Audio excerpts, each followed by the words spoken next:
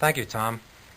This is Eric Toline sitting in for Ivan Berger, who normally sits in for Martin Gersten, who isn't here tonight to begin with. With me tonight, John Karlson of the KRC Corporation in Malvern, Long Island, and Reuben Gus, president of Argus X Electronics. They make the Argus X loudspeakers. We were talking about, just prior to airtime, Mr. Karlson's loudspeakers being used at the World's Fair. John, why don't you tell us a little more about that? Well, currently our enclosures are being used in the Ford exhibit at the World's Fair, which is the largest one there, and also the GE. In the Ford exhibit, they're going to have the animatronics by Walt Disney. Oh yes, I remember reading about that. These animated figures with associated sound, and I suppose they go in for spectacular and whatnot. The same is true in GE. I understand they're going to exhibit thunder and lightning and everything else that is the fancy of the real hi-fi bug. Well, will this be they're using our the largest enclosures for that purpose, together with the Electro Voice 15 TRX speaker.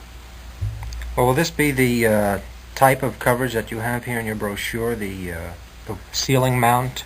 No, these are much larger units than the ceiling units shown there. They're the full-fledged speakers, enclosures for 15-inch speakers, and they're designed to give the full dynamics that the human ear can tolerate, plus the complete range of hearing, from the lowest bass tones to that of the highest, naturally. Well, that's quite a pat on the back to have them choose your speakers. Well, it's a strange thing that GE is having RCA install these speakers, and RCA is buying them from us. Reuben, how about you? Any of your Argus speakers being used at the World's Fair? No, my speakers are designed for music, not for thunder and lightning.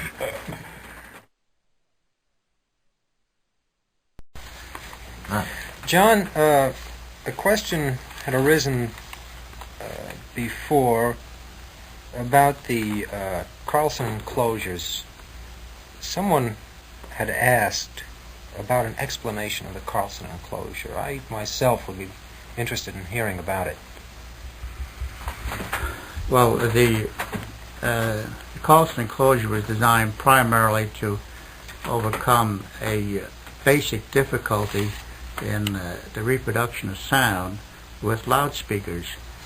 Ordinarily, a loudspeaker depends upon its size to get air in motion, and in order to have the dynamics that we're speaking of, and the complete dynamic range, which exists not only for the highest level sounds but the weakest level, we have to be able to move air very, very readily.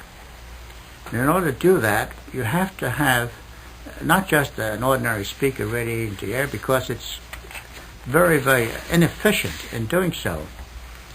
It just floats at low frequencies. This direct radiator loudspeaker just floats through the air and actually doesn't succeed in getting a great amount of air in motion. What we do is provide a coupling device between the speaker and the air, which acts as an acoustic transformer. In other words, it might be analogous to a gear train in a car. That is, we have energy at one level in the engine, we have to transmit it to energy at another rate in the wheels. This steering mechanism enables us to do that, and we get the tight coupling between the speaker and the air through this device. It acts, in other words, almost like an air pump. And instead of having the speaker radiate directly into the air, it radiates into a special type of cavity which I have invented. And this cavity, in a sense, entraps the air so that it creates a greater pressure against the speaker than normal. In this way, when the speaker is acting against a greater pressure, it's able to get more air into motion. And this is really the secret of what we do. Now, the special shape that we use is something very, very unique in acoustics. As far as I know, it is the only acoustic device which is capable of being either universally resonant at all frequencies or non-resonant at any frequency.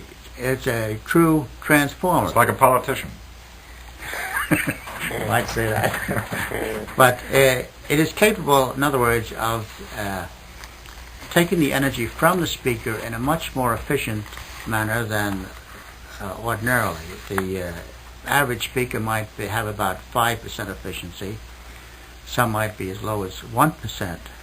Ours range up to about 40%, speaking conservatively. Now, this is a fantastic difference. When you take complex transients, such as you might have in an orchestra, well, every instrument is clearly defined. You can pick out every single instrument in that orchestra. Sounds like a novice. Well, undoubtedly, you try to attain efficiency. I do it a different way. I have efficiency too. Well, efficiency is really the key. You have to be able to get air into motion. And we get a very realistic sound in the bass, and I feel that we have broken the major barrier to electronic organ bass, for example, where ordinarily the bass in electronic organ is mushy and percussive and indefinite as far as pitch goes, especially in low bass notes. When our speakers are used with electronic organ, the bass notes are true to pitch.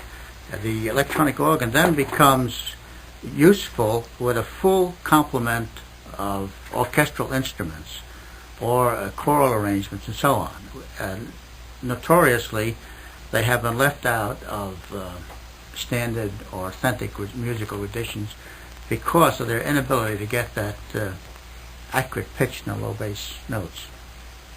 Now, for stereo, that tapered opening has a rather beneficial effect in that it automatically disperses the highs in an extremely uniform manner. The net result is that you're able to sit just about anywhere in front of those speakers and get the full stereo effect. And this is one of the major deterrents to the acceptance of stereo. Frequently it's been lampooned on TV and magazines and other places that people have been required to sit in some very, very exact spot in front of speakers. In fact, I've actually experienced a case where if I moved my head about 1 inch, I went in and out of the stereo image. That's right. Well, with our units, you can walk about anywhere in the room and still get this stereo effect because of this dispersion. Well, I know of one particular test for stereo effect that I have stumbled upon inadvertently.